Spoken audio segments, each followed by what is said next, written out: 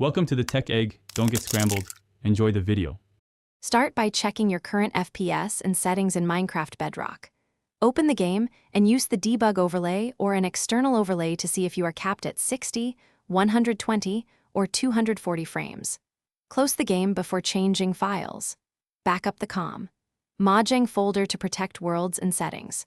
Also check whether VSync or third-party overlays might enforce a cap outside of Minecraft. This preparation prevents accidental data loss and isolates the true source of any frame limit.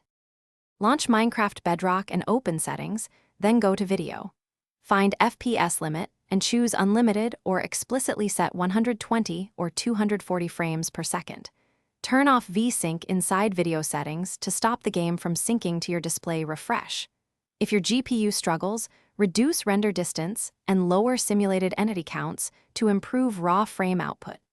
Apply changes and exit the menu. Restart the game to force the new settings to take effect and retest with an overlay.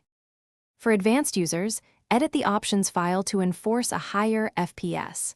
Locate local state /games/com, Mojang /Minecraft options, TXT, and change the FPS limit or related video keys to a higher number. Save the file and keep a backup copy of any originals before editing. Next, open your GPU control panel and disable VSync for Minecraft or set application control to prioritize performance. Restart your computer if needed. Launch Minecraft and verify the unlocked frame rate with an overlay to confirm the cap is removed. Thanks for watching. Consider subscribing if I helped unscramble your problems.